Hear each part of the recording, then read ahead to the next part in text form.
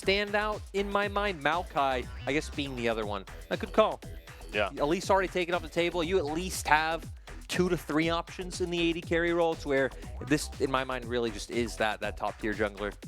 So Caitlyn taken away here by Ultra Prime in response. And I love the little hover of the Lee Sin from EDG. I wonder if Ultra Prime will go for that one. As the Annie also taken there. Curious if that'll be Baolan or if that'll be Qing that takes it up. Again, that is a flex pick, but now over to EDG. I feel like you probably do want to look towards your bottom lane. It looks like it will be the Lucian Nami. We've said this took like small hits in 13.1b, but we have seen the prio in the LPL in these few days on 13.3 really fall down the rabbit hole for the Lucian Nami. EDG's bot lane, still one of the best in the business. I would expect them to be able to maneuver this one quite well about looking for those all-ins, getting to those power spikes quickly, to where for Ultra Prime, I feel like rounding out your first rotation much better this time. Caitlyn, Annie, incredibly strong. You already have a flex pick. Getting Vi in there, something that can very easily single out the Lucian. You even have like CC chains that can already start to come out, right? Whether it's, you know, Annie setting up a stun, buys time for Vi to get in range, look for a Q or an ult, like whatever it is. Ultra Prime might be building that same kind of annoyance of, hey, everyone can lock you down that EDG had in game 1. Yeah, absolutely. And the CC chain, if one person is caught, you never move it again. You never Caitlyn trap under that as yeah, well. exactly. It's just impossible. So, especially for Leave, who got caught out a couple of times in the previous game, like Lucian, you really do have to play on that knife's edge of, you know, in that moment of danger. So, we'll see if Ultra Prime can punish it. As Lucian, like, you're always in range of both Annie and Vi. Yeah. So, yeah, Lop's going to be up, I guess, not only to leave, but up to his team to set up for it. Meiko with his tidal waves, Jiejie with his ultis as well. But looking at bans now, Ultra Prime putting a lot of emphasis on the mid lane, not wanting to give FoFo his stock and standard comfort. I mean, literally all 3 of his main picks this split so far have been banned, right? The Jace, the Akali, and the Azir. He's played Sylas, he's played Syndra, and he's played Viktor all one time. But we'll have to see where FoFo is going to lean. I mean, again, you kind of want to see something that has a lot of power, either in that mid game or something that can scale up and use the Lucian Nami to get you to the point where FoFo could carry. And I want to, because I would expect Ultra Prime to go with top here, but with how many mid bans there are, you might just need to. Honestly, what even is there? I guess you saw things like Viktor that are relatively safe, that are still left open. You have like the Taliyah, which pairs really well with the Vi. I'd actually prefer that over something like a Viktor when you're going with a Vi, and there it is. Yep, you got it. The Taliyah comes on through. First time for Qing, and it will mean that Annie is definitely going to go to support for Baolan. Now FoFo gets to select his matchup, and Ala has to go for a blind pick. I like the Renekton, makes sense. You have 6 mid lane bans coming through. Like, there really aren't a lot of options available. They themselves, I guess, could go with a Viktor and just try to play out that 1v1 matchup, which would be fine. You have pressure in bot lane. You're going to have this Renekton, which is going to do fine, you know, pretty much into anything in that top side. Do we see FoFo take the Zoe away from Qing? That would be something special.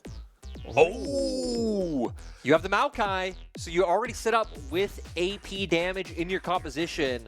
A lot of squishy champions. If FoFo would be able to hit a huge ulti, feels like he'd get a lot of value. No, FoFo!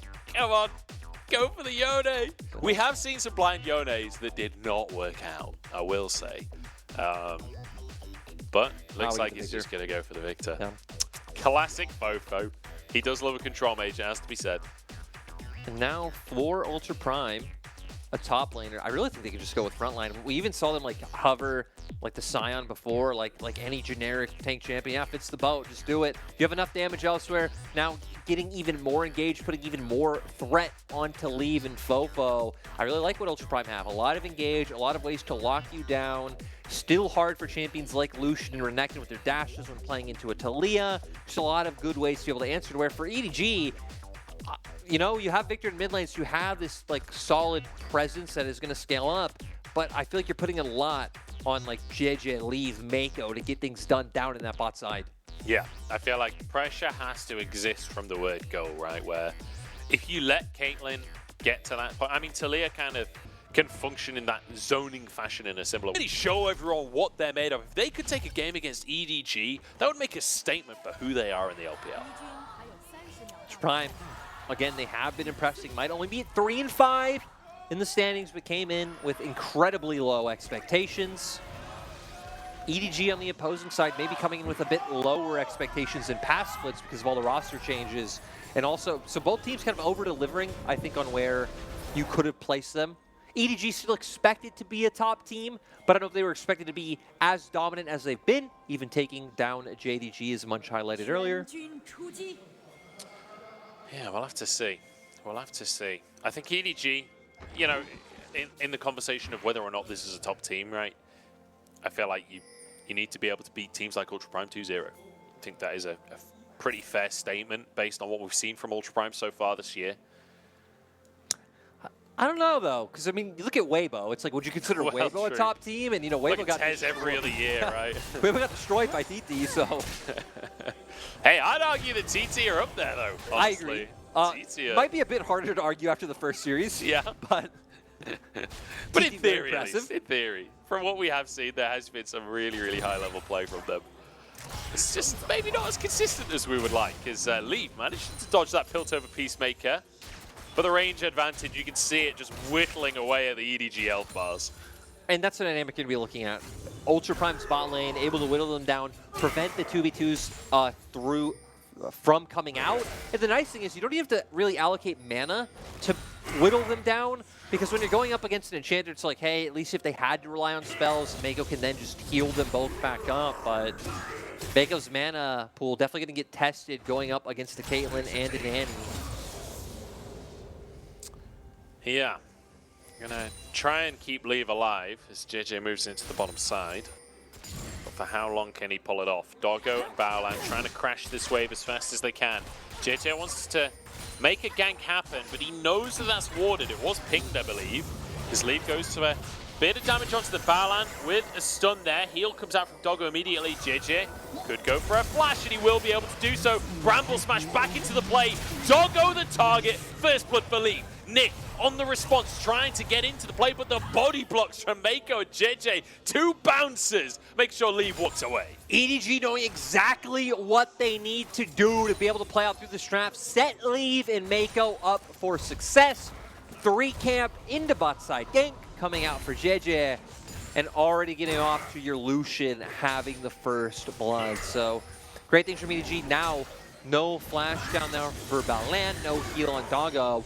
Might even set up for repeat pressure to come out. Won't be as easy, though, with Jiejie not having that flash himself. Maybe won't just be able to outright run over vision wards to make these ganks possible, but still, opportunities to punish are plentiful. Yeah, and that's the thing, like, a lot of summoners were used there for EDG to make that play happen, but an equal amount of summoners was used to try and defend the play. So ultimately, you've still got both flashes for your EDG bottom lane. They should be relatively safe, as I mean, just great little flash in, picks the right target, knocks him back, no way out for Doggo. Nope, doesn't even try to use this flash, which, good restraint, but yeah, huge from EDG. We can see now Serrated Dirk already in Leave's pocket, and now Ning wanting to try to find some influence in this matchup to get his bot lane going. Isn't going to be able to find it, so yeah, going to be a rough position. They still will like have opportunities to push the wave and trade, right? Whittle them down, keep them at arm's length. It's just going to mean when Leave and Meiko find these all-ins, they're going to be even more damning for the side of Ultra Prime. Yeah. Going to be tough. Foot up. That's Serrated Dirk, like you say. A lot of damage to come out from the Lucian. But with that said, perhaps Ning can influence these lanes. Perhaps he can get someone ahead. But the thing is, when you look at the map, it's not like there's a really good gankable lane elsewhere. I mean, there's an argument for mid, but realistically, FoFo should be playing that safe enough where you can't have a significant influence. You don't really want to be ganking for Sion against a Renekton, like it's not going to come to much. It has to be this bottom lane. Yeah, I think you can look mid, especially once 6 comes online. It looks like they want to look now, but 6 is when you can guarantee the CC into a seismic shove. But Ning going to look for a trade onto Jiejie. Doesn't get the chickens, though. It will just be a bit of damage. Just CC comes back and forth between the mid laners. FoFo get chunked out, but does return some of that after. Now hitting level 6 on Qing, so we'll have the Weaver's Wall. We can see him starting to impact that bot lane. Already maintaining bot side vision is Hery. Days. Ala's really low here. Has to use the Dominus. Obviously it was in response to Hery's own ultimate, but still good pressure from Hery as Ala trying to be super aggressive, trying to put this pressure down, but Hery not letting him just get away with it for free. I feel like Sion has just looked so solid in the LPL. Like, you just shrug off so many matchups, so many mistakes, so much damage, and then you're always able to do your job. Oh, the trap is there as well. Leave has to cleanse. Baolan walks away just about with his life. But the bubble is huge onto Doggo. Both of them 100 HP. Jiejie wants to move in. I don't think he can do it, but Meiko can! Flashes forward and splashes down onto Doggo. That was just outright 2v2 kill coming out for EDG. Great from Meiko. Looks so dicey for Leave. Getting stuck in the trap, stunned out, but Meiko able to return with the bubble to make sure that EDG stay in the lead. And it doesn't matter that coming in, we're like, hey, Ultra Prime's draft, more cohesive, we see all the opportunities. EDG, after just getting one gank from Jiejie early on, have been showing why their bot lane is one to be feared and why they're ones that, even if other teams are starting to stray away from this Lucian Nami lane, that they feel confident picking it up. Absolutely beautiful from Meiko. And I love that killer instinct to flash forward as the support to get that kill. Had the tag caller's blessing on. And I mean, a really, really good start to this fight from Doggo and Baolan. The stun into the trap onto Leave, but then overstepping and under the tower as well. And then Meiko used that tag caller's blessing, flashes forward, split splash, gives Doggo a bath. Nothing he can do. I mean, it makes sense because when you think about like Lucian Nami, you think about even like, I guess adding in like a Felios Lulu, like that's when Viper and Meiko were showing their stuff at that World Championship. This is a champion Meiko knows incredibly well. And even if Leave loses a huge amount of HP here, from what we've seen before, I still believe in Meiko. Yeah. And also, Leave is going to be back to full HP in like 10 seconds time anyway, so who cares if he loses HP unless he dies? It doesn't seem to matter too much. Qing, though, wants to move down to this bottom side. Now spotted, so it's just going to end up getting this honey fruit. Try and get his mana back up to full. I wonder what honey fruit tastes like. Do you reckon it's like honeydew melon? Do you reckon that's what the... That's what I would expect. That's what I would expect. Honeydew melon, pretty solid. Pretty delicious. Pretty solid. Do enjoy. It's not quite dragon fruit, is it, though? I feel like in the melon category, dragon fruit is king for me. I'll just say I think dragon fruit's kind of overrated. Kind of overrated hipster option. Well, it varies dramatically. Like, some dragon fruit sucks, but when you get really fresh, delicious dragon fruit, oh my god, there's nothing better. It's incredible. Okay, we need to find out what kind of dragon fruit Ning is, because he's trying to wrap around, but he already got locked out by the Maokai ult. It's a dragon grasping roots instead as the CC chain is insane onto Baolan, trying to trade it back, but Leaf surviving somehow. 1 HP and Ning has sacrificed his life to make that pick happen. It's just really strange coming out from Ultra, especially Ning to answer back. It just seemed like, well, screw it, I'm already here. Might as well go in and finish off this kill because Qing wasn't coming. Ends up pushing in mid, does get a fair bit of plate, so Ultra Prime's kind of respond, but still, ultimately, it's EDG who feel like they came up heads up in the play.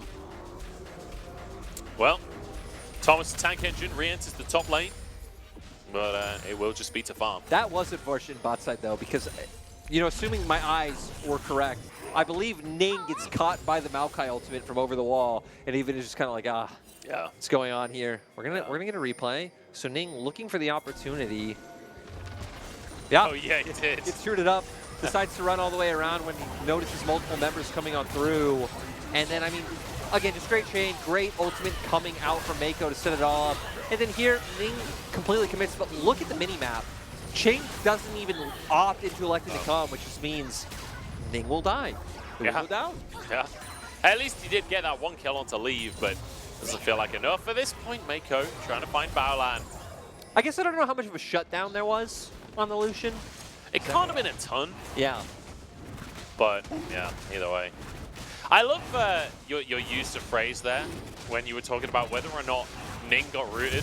Like, if my eyes were correct, if Ning didn't get rooted, it wasn't that, it was that your eyes literally were incorrect. You saw it regardless. Like, your eyes are just giving you misinformation in that scenario. I already know I need glasses, Munch. You don't need to hammer home the point even more. Look, I'm just here on behalf of all opticians. Should have got Specsavers, not a sponsor. Or are but, you know. But hey, Specsavers, if you're listening. we can do with the cash. And like, look at this. Jiejie down here in bot lane once again. You know, they are giving up Herald for this. Like, this does set Ning up for the opportunity. Baolan. Oh no. Uh-oh. A little Red Riding Hood going through the woods. And it ain't a wolf in there, it's a tree, which you would expect in the woods. But this tree's vicious. And Leave the one to grab the kill in the end. A bit of trade back though. Nice little combo coming out. The culling blocked mostly by the minions. Leave goes underneath the tower. And Doggo goes down. It's immaculate from EDG. How do they pull that one off? Weaver's Wall? No way! Oh, even Meiko gets out! You just can't punish them. EDG are just styling on Ultra Prime. It's kind of awesome. It's kind of sad. I guess it depends on which perspective you're looking at it from, but 3-1-3 on the Lucian, 2-0-4 on the Nami. This bot lane is spectacular. I mean, game one was fairly one-sided. EDG just straight up smurfing in game number 2. Baolan, I mean, was up towards that mid lane because Herald was going down, walks back, doesn't expect to cut out, Leave incredibly aggressive with the follow-up. Nice damage to come out from Doggo. It looked like Leave was an incredible, and had one misstep happen with this dive, right? Lucian could have gone down, Nami could have gone down, but that's the incredible thing. There wasn't a misstep in the dive. Meiko still gets away. Everything's awesome. I will say, Doggo played that incredibly well. He was just a millimeter away from that net landing, which would have been a kill onto Leave, probably with the headshot. And then also flashing away from the piercing light, like trying his best to survive long enough that the turret would turn a kill around. Like, fair effort to him. Yeah. But there's only so much you can do. I was going to say, your effort means nothing when you're now looking across the screen and seeing, you know, Gale Force mandate picked up, Demonic Embrace, not over. The 3 members who have lived in the bot side for EDG, which it's the 2 normal members and the jungler, now just going to be able to take out Doggo and Baolan whenever they want. I mean, we always talk about the Gale Force mandate spike for Lucian Army, right? It's talked about every single game. Well, it's not usually hit in 12 minutes, and there isn't usually a bonus Serrated Dirk alongside it. And a bonus Demonic Embrace in there as well. Yeah, why not? They have 3 bot lanes. Why not have some saplings in there too? Tibber's baited out there. Leaf barely even took damage. As FoFo going to try and defend in this mid lane. Herald dropped down by Ning to try and get some gold out of these plates. But I don't think Qing will get any value on this one. It'll just go exclusively to Ning there.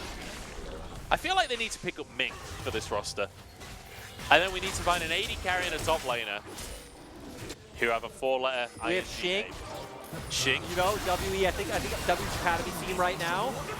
And yeah, then you're just looking at top. Maybe someone just has to rename. Hery. Get on the page, man. I feel like that's the only way that Ultra Prime can bring this split back at this point. I don't know how that'll bring the split back, but for me, emotionally it will. I will support Ultra Prime if they pull that off. I'll get a tattoo of Ultra Prime if they pull that off. I know people listening out there like, oh, these guys are crazy. Ultra Prime, you know, they're not good. Like, again, Ultra Prime have outdone my expectations. They put up a fight in game 1. This game has been tragic. This is not the game to say this. But overall, looking at the split holistically so far, they have done better than I thought they would. And they're going to try and do better than they've done in this game by fighting this pick. Here we go, the Weaver's Wall denied, and there's a little gap for Leave to leave through, although there's a nice CC chain, and Qing will get a shutdown. That was 600 gold into his pocket. Ultra Prime deliver with positive reinforcement. Yeah, the comeback starts now. They are not, you know, the whole carrot and stick thing. You just need to actually give them many carrots, and they will do well. Well. Come on, Ultra Prime. You can do it. You can do it, little buddies. Let's see if they can get this Drake in 15 seconds. Probably not, because everyone's resetting. So I feel like EDG will get a second there. I'm not sure there's any amount of carrots that can save this game. But then again, like, if you get to the late game, you've got a Sion. Maybe that's enough. Yeah, you have a Sion. Like, you have a solid front line. You have a Taliyah, which is great damage. You're gonna have CC. Should they get there? Probably not. Again, we're in huge spikes for EDG. I mean, now even a Caulfield's Warhammer and a pickaxe for Leave on top of it. Leandri's already finished for your Viktor, so he's accelerating a little bit faster than he probably should have. Like, he's just had a fine and easy time in game and lane with how much attention's been pulled elsewhere. So EDG, now we're gonna see what they're able to do with Leave. Oh no, Baolan! Oh, that's what they can do. Leave That's him! What? He has a family! Leave! You can't do that to the man! Oh, God. I mean, there's nothing more that can be done. Here comes Ning to try and punish, but he's totally alone. Lee will be able to walk out of this one on the top side of the plate, still has his whole squad with him.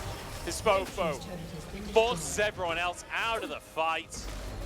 And EDG, I mean, this is just gorgeous. And Lee, you know, getting caught out a few times in the previous game, he is making up for that tenfold. He is. Last game, there was the Ashe. Ashe does feel a little bit of like cheat codes in terms of it just becomes so much easier to find those opportunities. Still, did end up getting caught out a few times. This time around isn't as Meiko. 7,500 of something. It's got to be assists, I was going to say right? assists is where my mind would go. If that is, that's an insane amount of assists. 7,500? Good lord. That's probably more than I've got in my whole league play career of just normal games. I think you put it like in a great way earlier. If you are a young AD carry coming up who's like touted to be a mechanical prospect or great at your role, being put alongside Meiko is something you want. And that's something that stat reflects very well. Yeah. Leave, speaking of mechanical prospects, 2.5 items at 17 minutes. If he wasn't one-shotting Baolan before, he certainly is now. Jiejie wants to try and find Ning, which was available but not needed in the end. As Qing has stepped a little too far forwards here. Weaver's wall going to be forced out defensively. Dragon's not even up. This looked like everyone's posturing for a dragon fight. It's not up for another 3 minutes. Now is going to do the Herald in the meantime. Doing it solo, just posturing on that bot side, 4 picks to be able to come through. But ultimately, I mean, you get a free Herald, you're getting Qing's ulti, and now you're going to be able to get so much damage on this mid lane. They are spot. Oh! Balls from Qing. And low on HP, gets a heal though. So Lee will walk out with his life. That was dicey at very best. I think he was very lucky to not go down there. Like, okay, Ultra Prime, ult comes out. An attempt on to leave here, but Ning just goes so deep and leaves one-shots him in the meantime. This is a 3v5 and EDG are winning it. This FoFo comes as reinforcements. Baolan falls, Hery has to flash. I mean, look, Ultra Prime, they ain't giving up, but it ain't getting any better. Shades of the last game. Ala, not there for that fight, just like in game 1, pushing out a side lane, knows he can rely on his teammates to take over. It's great. It's great when you just get to see Ala playing a side lane, like winning out, the rest of EDG dominating these fights. The Lucian damage at this point with how far ahead he is, absolutely disgusting. Yeah. I mean, what more can you say? A second of the look is, I think what might have happened there is perhaps he didn't realize his Chemtech Soul, thought it was a normal blast mode, and then realized that he's just put himself in melee range of Lucian. Yeah. Why else would you, why? I don't know. Unless, if it's not a mistake, it is like a huge underestimation of how much damage Leave is able to dish out. Ning just found that out for himself firsthand. You know, to be fair to Ultra Prime in this circumstance, they're far behind. They feel themselves getting choked out. Like, did that look like a desperate play? Yes, because that was a desperate play, and Ultra Prime are in a desperate situation. Yeah, absolutely. And we got to praise EDG on like how they've approached this game as well, right? The Caitlyn went over, the Annie went over early on in the draft. Oh my days, Leave again, almost one-shots Doggo. But against Ultra Prime, Doggo really has been the shining light for this squad. And EDG's entire game plan here in Game 2 has been camp the bottom lane, destroy Doggo and Baolan, don't let them play League of Legends. No. Great strategy against Ultra Prime. Also kind of needed for their draft, but still putting those together, executing beautifully is Ala angling around the turret. They might just get this. Yeah, Hery trying to defend it. Leave, dashes out to safety. Ning tries to get onto him, but he's got a stopwatch. Dashes and keeps himself alive. And now Qing on the wrong side of the play, taken down as FoFo grabs one for himself. Tibbers next on the chopping block. The poor rabbit bear cut to pieces. And now EDG can continue to plow through the base. I'm surprised you're going to send multiple members down to Dragon. I feel like they could have just once. They are. Now, I was going to say, you're so far ahead, you push them back, you got mid lane turret, you can get some nice resets. You can just commit the Maokai, maybe throw one more member if you want, but you're going to be able to get this without any resistance. Yeah. And this game is really just about when EDG wants to end it, it feels like, rather than anything else. Going for the siege in mid here. Ultra Prime, once again, hoping they can turn this into an opportunity to get the flank coming off. But there it is, the stopwatch, making it so it just wasn't meant to be. Ning isn't very tanky whatsoever. He's only sitting on the black cleaver, and I believe maybe some components. So yeah, some more HP components on top of it, like the Kindle Gem. Yeah. Very easily, but Munch, you said it earlier, they don't give up. No, they do not. Meiko the target this time. Hey, they're gonna flash. Honestly, we'll absolutely take that for Ultra Prime. You got to flash out the support. That can turn into a pick later. Weaver's Wall comes on through, but Leave is fired, and Jiejie! Oh my days, the culling damage! Have they got him? Leave healed? He's down! Raid boss eliminated! Now the other members of EDG are coming through. What can they make work? 4v3 at this point? How did EDG have a numbers advantage? How is that even possible? Stun onto Hery as well. FoFo has more than enough damage to take this Sion down. That was the pick for Ultra Prime. How are they outnumbered? So Qing got chunked incredibly low by Leave. So him being out of the fight makes sense, right? He walks away. I'm not sure why Baolan was so far from the action. But I have to wait for the replay to see that one. Now you're going to try and turn this into a Baron. It's going to be up to Baolan to just, I guess, go in there with the Tibbers and maybe throw over, I was going to say throw a tilt over Peacemaker out, but that is now been used. Like, I don't know. We're going to see what they can get done. It's time for a miracle play. Ning only just leaving the base. Smite available. There it is. Baron taken by EDG. And that is probably the beginning of the end. I say the beginning of the end. They were already 10,000 gold behind, but... Oh, so Baolan was never anywhere close to even begin with. So, okay. This makes a lot more sense now. They're able to find the initial pick on the Leave. Great job to seeing him down. Meiko trying to throw out the yield, trying to use his, blessing himself to make sure it doesn't go down. But then it's like, okay, Taliyah has to lead the fight. You saw the Viktor and a ton of damage able to enable against Ning and Hery, who are kind of left in no man's land. Yeah. And right call by Doggo to just get the hell out of there. Yeah.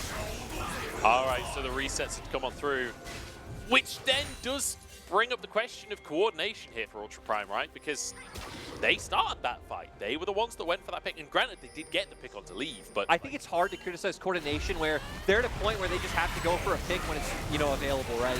Speaking of, out of the target this time. The ace and hole comes on through. No way. Surely not. Surely not. Okay, flash from Qing to make but sure at what cost? yeah, make sure the kill goes through. Culling here onto Qing, but Leave can't really get in. Taliyah ruining his day at the minute as Doggo flashes out safety, gets the trap to keep himself alive. Jiejie tanking on the front line. Qing dishing some damage out, but here comes FoFo onto Baolan. He just wants to kill the support as Leave now dashes on in. The minefield down, and it gives him space to move around the fight. EDG, 2 for 1. Ultra Prime took down the Renekton, who... again, this is no criticism to Allah, hasn't had to do anything this game. Find a kill, but at the cost of almost your whole team. Again, they're in a position where they really have to take whatever they can get, but now it's going to lead EDG to using that Baron buff. It's probably even, maybe even break down the full inhibitor. They're definitely going to get this inhib turret. I don't know how much confidence you're going to have sticking around beyond this with a Vi still alive. I just want to see, before this game is out at this point, I want to see Allah get an opportunity to get onto Baolan or Doggo with his Prowler's Claw build. I want to see that juicy lethality reduction one shot onto a squishy. I need to see it. So assuming I'm reading this right, I think Leave having a 4,600, he's 4,600 gold above Doggo, not bad. Not bad. And we see it, right? Committing everything to take down Allah, has a lot of ways to just burn time. Initially, it's Prowler's Claw, which means he still has places that's available. Dominance was used, but so much committed. And now that tidal wave splitting Doggo up from the rest of the fight. Jiejie's ultimate also making sure that he really can't be involved at all. And it just puts us in a situation where, sure, it is a little bit scrappier as Leave can't put himself in 2 worrying of a situation, but giving him enough time to whittle in and out. FoFo, the whole time, just Baolan leading him around that cove was honestly the best part. At the end of the day, though, they do get the kills, and they're keeping this siege going strong. Interesting use of the Maokai ult there, just to zone everybody away. That's half the tower damage done. That's one thing I will say, this composition from EDG, not the greatest at sieging. They don't have that Baron buff anymore. And there's a reasonable amount of wave clear with Caitlyn there with the Taliyah. You can just about clear these waves before they get underneath the turret. But just the lack of range is the issue for EDG. Yeah, they have like burst plays they can make around turrets, obviously Maokai and then the culling, able to come out and potentially force them off, but not really able to look for that consistently. And Taliyah, at this point, 2.5 items, will be offering really solid wave clear, but still, now Chemtech Soul picked up for EDG. Well, you know, I was like, where do I go with this next? I mean, I feel like the only next here is go next. The match of the week, baby! Yeah, JDG Telpy's boss. That's what I'm talking about. And for Ultra Prime, it's talking about what can happen in their next matchup, what they can learn from this one, because EDG just giving us a bit of a masterclass today. I think the thing for EDG as well, that's like really great to watch, is that when they get a lead, they make so few mistakes. Like their gameplay is just so clean. That's the combo you were talking about before with the Lucian and Maokai ultimates, just to try and force people away. But Hery he's a beefy boy at this point. I mean, we've already seen, right? Fights have gotten like closer and closer as time has gone on, just because of how much now they are able to tank up. Still shouldn't really be able enough to halt the assault coming out from EDG, but you're right, EDG might not be able to really finish on this game until that Baron respawns in 55 seconds. Jiejie moves in to try and make it happen. Tidal wave is there, and Ning has been baited and outsmarted. Taken down. And just as you're saying, Baron's coming in 40 seconds, the jungler is dead for Ultra Prime. You know, I don't think EDG should have been allowed to break the base open, but the fact that Ultra Prime looks for an engage, this actually might be the thing that allows for the base to be broken open. It's very on brand for Ultra Prime for Ning to just jump in. I respect it. At this point, it's who they are. It's in their blood. They go in. Nobody will tell them otherwise. Recalls coming out. Baron gonna be up in less than 20 seconds now, so you know EDG, that's just theirs. Lord Dom's picked up by Leave, so now sitting 4 items strong, and we get to see, yeah, he's what is that, about almost 6K gold above Doggo? Almost 6K up? Yeah, it's not bad. 3K in top, 2K in jungle. I mean, there's leads. The closest is actually mid lane, where it looked like Qing was only about 1K gold behind FoFo. Which is kind of mind-blowing, really, when you look at the score difference. 7 turrets to 0. Yeah. As Ning has found Doggo, the culling! Oh, Doggo just about walks away. Tidal wave will be shy as well. Hery using the ultimate to try and survive, and look at that from Ala. Blocking it forces the flash out. And they may not get a kill, but it gets them away into their base. Jiejie doing a Ning as he's splashed towards the backside of the play. But this time, there's reinforcements from the team. That'll be the base broken open. Honestly, that might actually just be the game. EDG, they're looking for it. They'll have a wave coming in bot soon. They're going to go for the dive on the Nexus towers. We get to see him on a squishy, but Doggo survives on 1 HP. It's 1-for-1 here. Does EDG continue the siege? Tippers goes down. They've run out of minions though, just a single caster minion under that Nexus turret. They have to destroy the inhibitor just so these minions don't get involved. They still have a ton to work with here, which is why we see them sticking around. They want to get more damage onto this turret. It's all up to Doggo, it's all up to Baolan. Leave is still full HP and Doggo isn't. Oh my days. How many times has Doggo survived on 1 HP this game? I have no idea, but it's a lot. Leave finishes Hery off. Here comes Qing to finish the job onto the EDG AD carry, but no, just goes onto Jiejie instead. And EDG have overdone it here. Nexus survives, and Ultra Prime with a pick onto Jiejie. Could they go for Baron? Like, whether they can or not, I don't know, but should they potentially just gamble it all? Yeah. Absolutely. I mean, your Nexus is open, 2 inhibs are down. like, what else can you do? I guess the question is, can they even get there in time before people are up when they have to worry about the supers in mid? We got to see exactly what we wanted much. Prowler slot into the engage on the Doggo. That is so unfortunate that he survives on like 50 HP to be able to get out of there. And honestly, he goes down there, EDG win the game. Without Doggo there to play the minions, 100% EDG finish the game right there. And then, Lee makes an attempt onto Doggo as well, and he walks away on 100 HP as well. See you later, Baolan. That's a Prowler's Claw right there, and that's what it does.